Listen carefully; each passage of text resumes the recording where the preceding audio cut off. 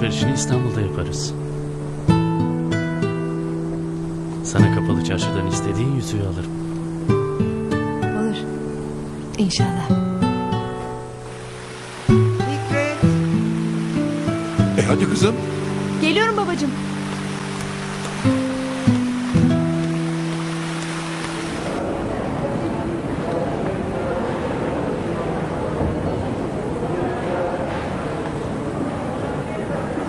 Şimdi sizi buranın en eski dükkanına götüreceğim. Biraz nefes alırız. Limonatalarımızı içeriz. Ha? Kapalı çarşı 7'de artık. Alışveriş merkezine gidelim. Orası neredeymiş? Buluruz baba. Televizyonda görüyoruz. Çok büyük, çok güzel. Evladım, şimdi masraf çıkarmayın. Ya gezeceğiz sadece.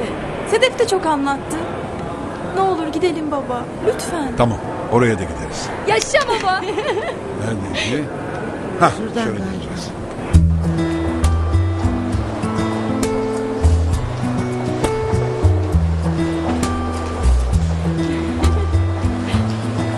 Ay hep magazin programlarında gösteriyorlardı.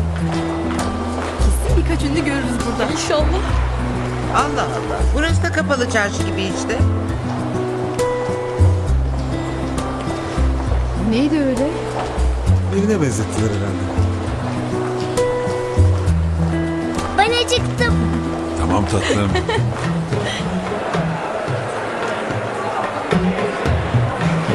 Hiç babama göre bir yemek olmadı ama Ne anlıyorsunuz bundan? Çatal bıçak istemek olur mu ya?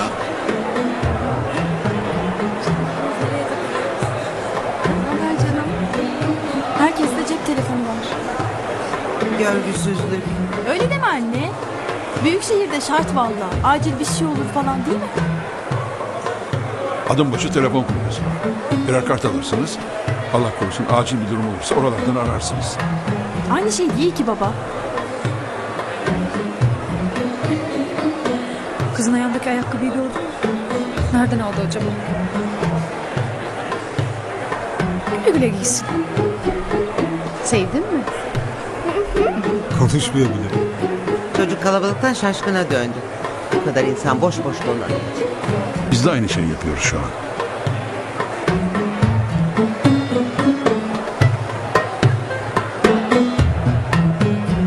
Tövbe estağfurullah. Ne oldu Ali Rıza Bey? Yok bir şey. Hadi yiyin de kalkalım. Aa, hemen mi? Kafi. Yorulduk artık. Evimize gidelim. Hadi kızım. Evimize döndük. Güvenli yuvamıza. O gün hepimizi ayrı ayrı etkilemişti.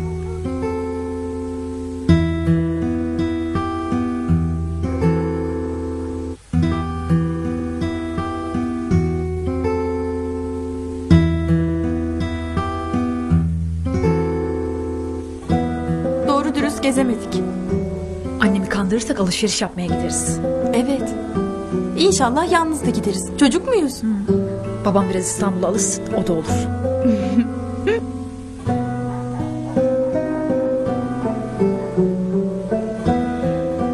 Buraya adapte olmak çok zor. Yıllarca memuriyet yüzünden aynı yerlerde dolaştık. Çocuklar gözümüzün önündeydi. İstanbul çok farklı. Hakkımız hayırlısı olsun. Korkutma beni Ali Rıza Bey. Bak sen istedin kalktık geldik. Şimdi böyle konuşma. Ya, ben etraf için söylüyorum. Çocuklar bizim Hayriye. Nerede olurlarsa olsunlar bizim yetiştirdiğimiz çocuklar. Onlara güvenim sonsuz. Allah şaşırtmasın. İyi insanlarla karşılaştırsın. İyi günler görsün evlatlarımız. Amin. Yarın kızın okul kaydı var. Biliyorum. Saatimi kurdum. Necla tek başıma giderim diyordu ama Ah, olur mu öyle şey? ben de öyle dedim. Saçma sapan konuşma dedim. Tek başına mı gidecekmiş? Laf. Ben götüreceğim onu. Doğrusu da o. Ben de geleyim diyorum. Okulu da görmüş oluruz sen. Tamam. Birlikte gidelim. İsterlerse diğerleri de gelirler. Söylerim. İsterlerse gelirler. Hadi yatalım.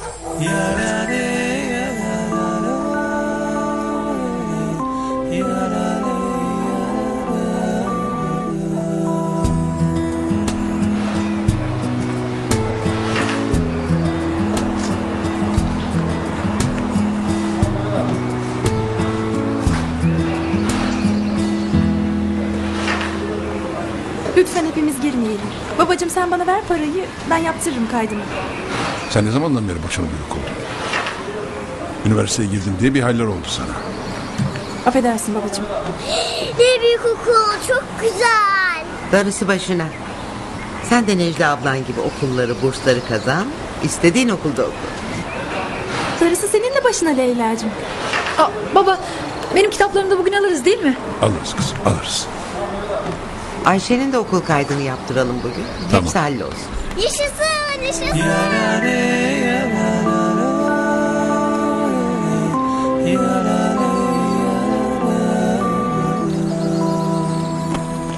Üç tane test kitabını bulamadık. Baban yarın Cağaloğlu'na bakacağım dedi. Anne, Ayşe'nin okuluna bağış yaptığını babama söyledin mi? Ortalığı karıştırma. Zaten homurdanıyor. Günlerdir hesap kitap yapıyor. Evdi, okul hazırlıklarıydı, bilmem neydi. Of. Çok masraf ettik, çok. Heyheyleri üzerinde.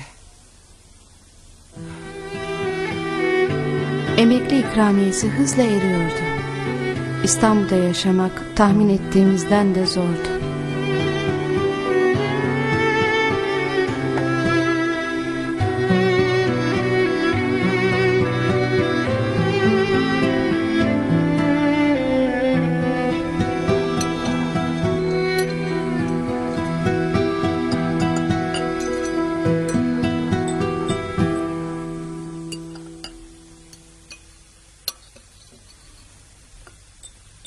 Bir şey mi oldu babacığım?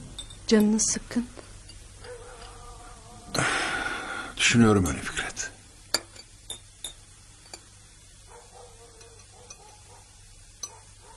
Ben tekrar çalışmaya karar verdim çocuklar. Nereden çıktı baba? Çalışmana ihtiyacımız yok çok şükür. Evimiz var, ikramiyen faizde. Hem ben bankanın sınavlarına hazırlanıyorum. İşe gireceğim. Seni çalıştırır mıyım hiç? Sağ ol oğlum. Ama çalışmayı sırf para kazanmak için istemiyorum ben. Evin işleri bitti. Yarın öbür gün evde sıkılırım ben. Ne yapayım yani? Allah muhafaza mahalledeki yaşlılar kahvesine mi alışayım?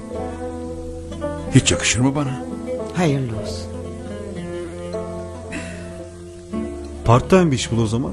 Belki evde çeviri yaparsın. İyi fikir. Keyif için çalış bundan sonra. Bakacağız.